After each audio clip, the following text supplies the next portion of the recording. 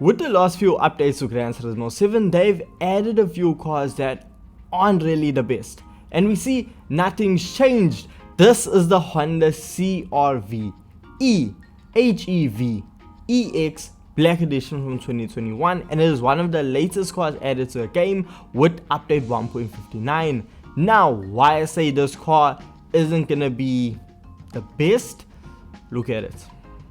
Nothing about this screams performance, but hey, it's Gran Turismo, they are gonna add a quirky vehicle. So with this being a vehicle that wouldn't really be in racing games, I'm expecting some unique customization or just something strange about it, and we should have that in store. Now, if you want to get your hands on this vehicle, it will cost you 46,000 credits. You have the option between two colors, and you get a vehicle that produces 181 brake horsepower. And you know what that feels like? Feels slow. Yeah, don't expect high speed performance, but you know what makes this vehicle even worse is the transmission. This has a CVT transmission, the same thing that the Toyota CHRS has, the car that I absolutely hate with every bone in my body. And wanna know why? Because of the transmission. This transmission makes the vehicle so dumb. Because it has a petrol engine, which means you should have a normal gearbox. However, you cannot shift. It's exactly like the electric cars in the game, where all you do is just hold the accelerator down and it does the shifting for you.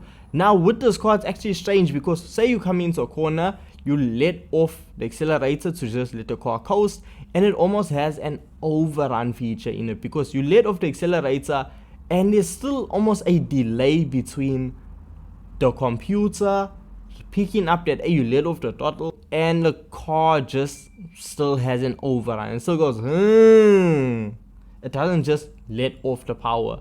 It's so strange, and it actually will catch you off guard, or it may even be something you won't notice. It really just depends on the driver you are. So yeah, it's not the best, but honestly it wasn't as slow as I was expecting. It was actually a bit faster, but it still set a lap time over 2 minutes around Kyoto Driving Park, meaning this car is in desperate needs of some upgrades. Now, yeah, before we get to that, there is a party feature with this vehicle. Thanks to the wacky physics in Gran Turismo 7, well, we now have a lowrider. Well, we now have hydraulics. That's what I mean. Because if we just hold the handbrake, tap the accelerator and reverse, and just keep alternating between the two, you will find the vehicle's rear end will start bouncing. And if you time it correctly, you can really get that rear end to shoot up.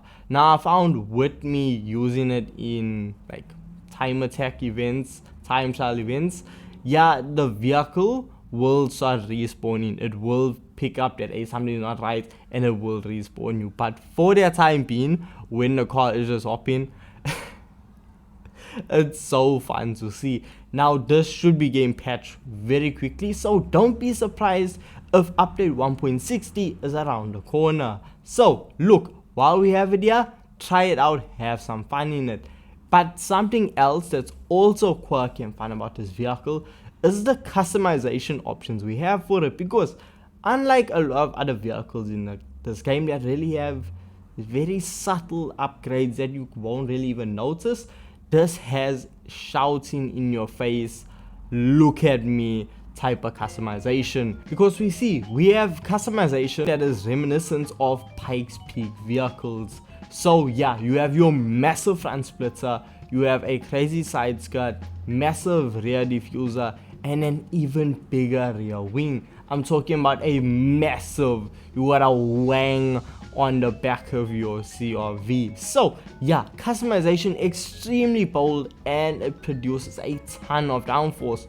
Well, it's supposed to. Now let's see, if we take it on over to the tuning shop, how much power do we actually need to push down onto the ground? Well, when we got into the tuning shop, I was horrified to actually discover this vehicle had almost no customization. Yes, we only had, I think, a fully customizable ECU and thankfully weight reduction. So we bring the vehicle from weighing over 1,700 kgs down to 1,258 kg. So that is a massive weight savings, but the power only went up by 7 brake horsepower. So yeah, it's not really fixing the main issue with this vehicle, and that's speed.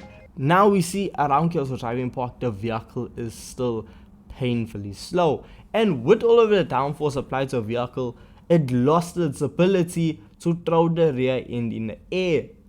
So that's like all of the best bits of this car just thrown out the window.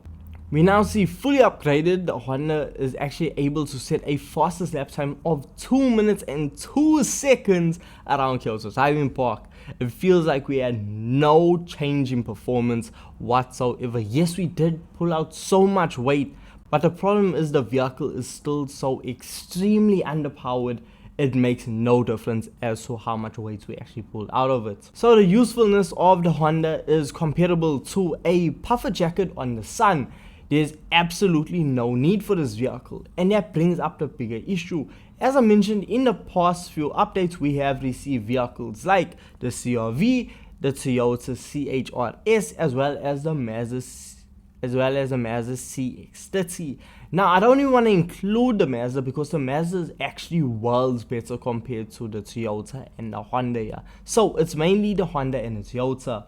Why these vehicles were added, I have absolutely no idea. The fact that these cars are taking up valuable spots in the updates, when we usually only see 3 to 4 vehicles in update, 5 if it's our birthday or if it's a special something to do with the game. So yeah, we have very limited spots every month, and the fact that they are using it to add just filler vehicles, which is really painful to see. But I'm all for Gran Turismo adding cars that would not be added to any other game. But what I would love to see with these vehicles is some improvements.